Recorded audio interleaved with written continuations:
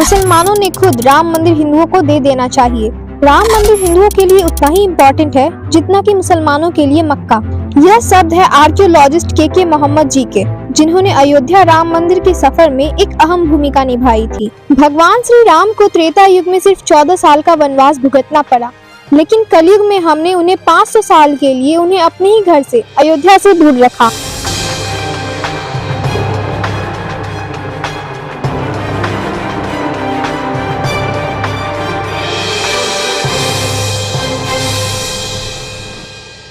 अब श्री राम वापस घर आ रहे हैं। 22 जनवरी 2024 भारत के इतिहास में बहुत इम्पोर्टेंट दिन होने वाला है, लेकिन फिर भी कुछ लोग पब्लिक अगर समझेगी ना तो इस बार इसी की वजह से वोट देना बंद करेगी। राम जो है पुरुषोत्तम कहा जाता था उनको, उन्होंने सब त्याग किया था, ये किया था।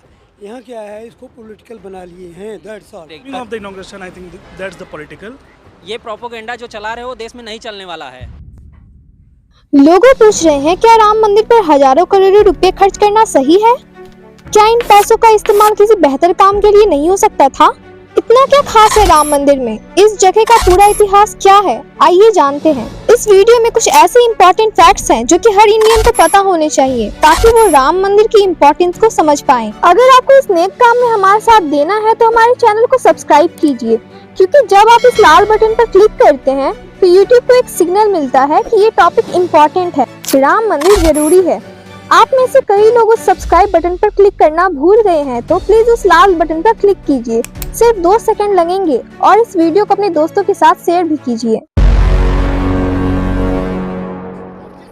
में संकल्प किया हुआ है कि 30 अक्टूबर को वहां पर पहुंच करके कार सेवा करेंगे और मंदिर वहीं बनाएंगे। चंद नेता लोग रुके आज इस ढांचे को गिराना।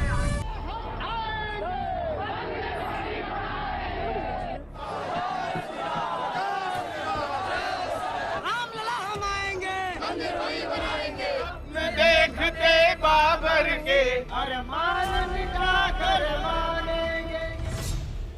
भाइयों बहनों, 500 वर्षों का इंतजार समाप्त होने जा रहा है। राम लला हम आएंगे, मंदिर वहीं बनाएंगे।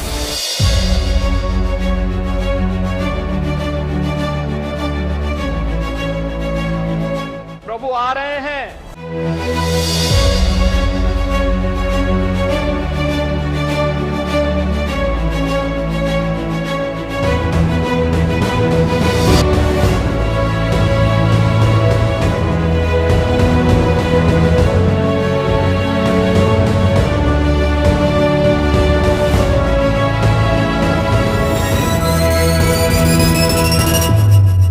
भगवान श्री राम बस आने ही वाले।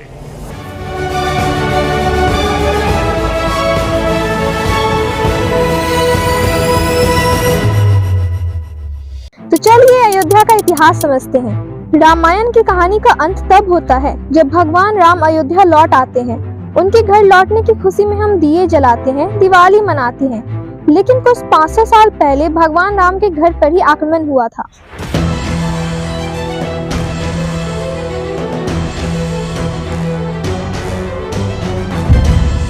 मुगल लुटेरे बाबर के कहने पर यहाँ पर मस्जिद बनाई गई थी। कुछ लोग पूछते हैं कि प्रूफ क्या है कि बाबरी मस्जिद राम मंदिर के ऊपर ही बनाई गई थी।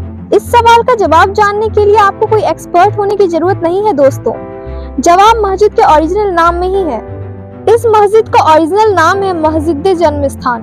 किसका जन्म स्थान? समझदार लोगों को इशारा ही काफी होता है, और जो ना समझ है उसे रिचर्ड एम ईटन एक अमेरिकन हिस्टोरियन है। उन्होंने सन 1192 से लेकर 1760 तक का डेटा कलेक्ट किया और 80 ऐसे मंदिर आइडेंटिफाई किए जिसे इस्लामिक इन्वेडर्स ने डिस्ट्रॉय कर दिया था। दोस्तों, बाबर ने वहां मस्जिद बनाई जरूर, लेकिन वो उस मंदिर को पूरी तरह से मिटा नहीं पाया।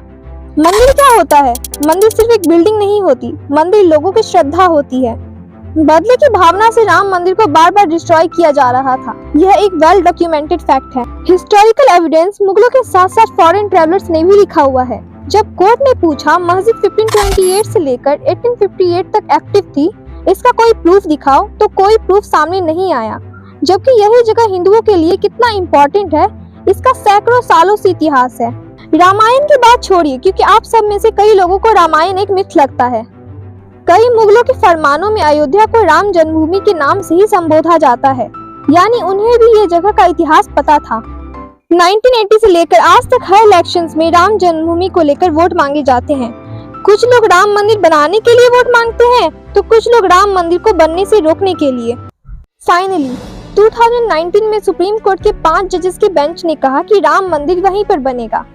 तो ये थी पूरी हिस्ट्री, लेकिन देखा जाए तो इस पूरी बात को कोर्ट के बाहर भी सॉल्व किया जा सकता था, लेकिन फिर भी ये बात इतनी लंबी खींची, लेकिन अंत में जीत सच्चाई की ही हुई। इस वीडियो की शुरुआत में हमने आपसे पूछा कि क्या यह एक पॉलिटिकल स्टंट है। इस सवाल का जवाब हम नहीं, आप ही दे सकते हैं, क्योंकि यह जवाब आपके आइडेंटिटी से जुड़ा हुआ है। कई लोग मानते हैं कि भारत सिर्फ एक यूनियन ऑफ स्टेट्स है, यानी हम अलग अलग छोटे छोटे राज्य हैं जो सिर्फ एक कन्वीनियंस के तौर पर एक साथ आए हैं। हमें ब्रिटिशों ने जोड़ा है, उससे पहले भारत की कोई आइडेंटिटी नहीं थी। मुझे पूछे तो इस बात को झूठ प्रूफ करने के लिए इस अवसर से बेहतर अवसर नहीं है, क्योंकि भाषाएं अलग अलग हो सकती है, लेकिन भगवान राम का नाम हर भाषा में एक ही है। हमारा इतिहास एक ही है। यह कॉमन कल्चर वो धागा है जो पूरे देश को जोड़ता है, नॉर्थ से south, east to west, divide and rule. इसी बात पर फॉरेन इन्वेडर ने हम पर राज करने की कोशिश की थी, लेकिन राम मंदिर के इनॉग्रेशन का इनविटेशन सबको दिया गया है। सिर्फ हिंदू धर्म के लोगों को ही नहीं, सिख गुरु को भी बुलाया गया है, दलाई लामा को भी बुलाया गया है। इनफैक्ट इकबाल अंसारी जो कि बाबरी मस्जिद के सपोर्ट में केस लड़ रहे थे, उन्हें भी बुलाया गया है। ये इस बात का रिमाइंडर है कि ये है असली भारत। लेकिन मुझे ये समझ में नहीं आता कि हमेशा आर्ग्यूमेंट दिस और दैट के फॉर्म में क्यों होती है। क्या मंदिर हॉस्पिटल दोनों एक साथ नहीं बन सकते? क्या हम लोगों के फिजिकल नीड के साथ साथ उनके स्पिरिचुअल नीड का सम्मान नहीं कर सकते? कई लोग इसे रिलीजियस इवेंट मानते हैं, लेकिन असली मुद्दा रिलीजियस नहीं है, असली मुद्दा है जस्टिस का। ये एक ऐसी लड़ाई है जो हमारे पूर्वजों ने जिंदा रखी और हमने इसे कोर्ट में जाकर जीती भी। दोस्तों, यह मंदिर हमेशा के लिए हमें याद दिलाएगा कि सच को जीतने में वक्त लगता है, लेकिन अंत में जीत सच्चाई की ही होती है। सत्यमेव जयते।